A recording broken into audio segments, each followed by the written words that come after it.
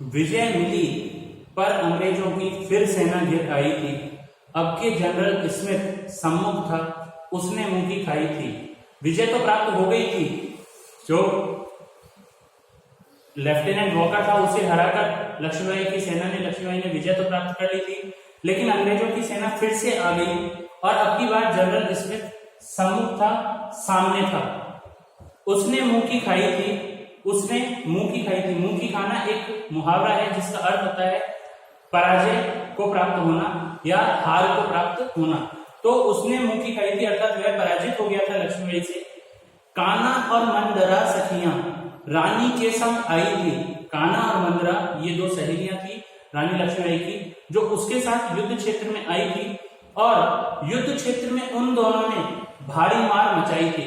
युद्ध का जो क्षेत्र था उस स्थान पर उन्होंने भी भारी मार मचाई थी, अर्थात अनेकों अंग्रेजों को उन्होंने मौत के घाट उतार दिया था। पर पीछे ह्यूरोज आ गया, हाय गिरी अब रानी थी। जब रानी स्मिथ को हरा रही थी उसी समय पीछे से कैप्टन ह्यूरोज दूसरी सेना लेकर के आ गया और ऐसी स्थिति में रानी दोनों तरफ से घिर गई। आगे थी स्मिथ की सेना और पीछे से ह्यूरोज की सेना आ गई और रानी घिर गई थी।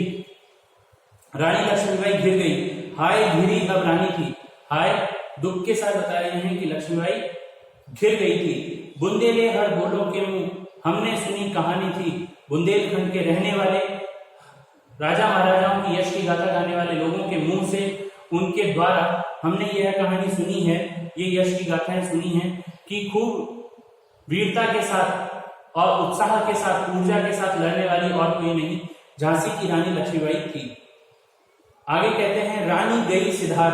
अंग्रेजों ने उन्हें घेर लिया और रानी गई सिधार अर्थात मृत्यु लोक को प्राप्त हो गई। चिता अब उसकी दिव्य सवारी थी। चिता ही जो घोड़ों पे सवारी किया करती थी, अब वह चिता पर सवार हो चुकी थी। मिला तेज से तेज, जो रानी का तेज है वो परमेश्वर के तेज में जाकर के मिल जाता है। तेज की वह सच्ची अधिकारी थी, यानी कि वास्तविक रूप में जो वीरता का तेज है, जो उस परमेश्वर का सच्चाई का और वीरता का तेज है, वो वास्तव में उसकी अधिकारी थी कि उनका तेज उस तेज में जाकर ही मिलना चाहिए था। अभी उम्र कुल 23 की थी, मनुज नहीं अवतारी थी। मनुज अर्थात मनुष्य नहीं थी, वे अवतार के रूप में उन्होंने जन्म लिया था। किसी देवी या देवता के अवतार के रूप में वो इस पृथ्वी पर आई थी और केवल मात्र 23 वर्ष की आयु में ही उन्होंने इस प्रकार की वीरता का, अदम्य साहस का प्रस्तुतिकरण किया था। हमको जीवित करने आई बन स्वतंत्रता नारी थी। दिखा गई पथ सिखा गई हमको जो सीख सिखानी थी। वो हमको जीवित करने आई थी, जो भारत की जनता के हृदय में स्वतंत्रता की भावना सो चुकी थी, वो उसको जगाने के लिए आई थी। लोगों के हृदय में स्वतंत्रता के प्रेम को जगाने के लिए आई थी। और दिखा गई पथ, पथ का अभिप्राय है रास्ता। पथ अर्थात रास्ता, हमको वो रास्ता दिखा गई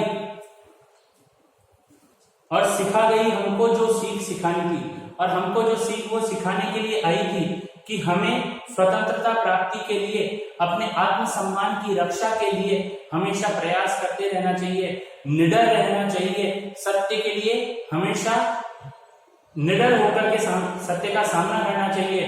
कभी भी किसी के आगे अपने आत्मसम्मान के और स्वाभिमान को लेकर के घुटने नहीं टेकने चाहिए, किसी के आगे हिम्मत नहीं हारनी चाहिए। ये सीख हमें रानी लक्ष्मीबाई सिखा गई थी। बुंदेले हर बोलों के मुंह हमने सुनी कहानी थी। खूब लड़ी मर्दानी वह तो झांसी वाली रानी थी। बुंदेलखंड के रहने वाले लोगों के मुंह से, राजा महाराजाओं की यश की गाथा गाने वाले लोगों के मुंह से, उनके द्वारा हमने यह कहानी सुनी थी कि झांसी की रानी लक्ष्मीबाई वीरता के साथ, संघर्ष के साथ, आत्मसम्मान के साथ, मर्दों के साथ, सम्मान के साथ में लड़ी थी और उन्होंने अंग्रेजों का डटकर मुकाबला किया। दोस्तों, ये था झांसी की रानी लक्ष्मीबाई का पाठ। इस पाठ में लक्ष्मीबाई के बारे में बताया गया है कि लक्ष्मीबाई कितनी वीरता और साहस के साथ में उन्होंने अपने अंतिम समय तक संघर्ष किया और बुराई के आगे घुटने नहीं टेके। गृह कार्य के रूप में आपको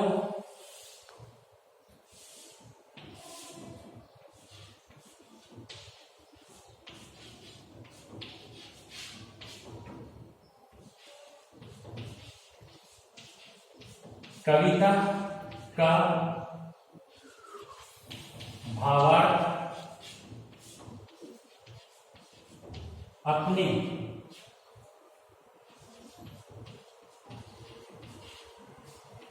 शब्दों में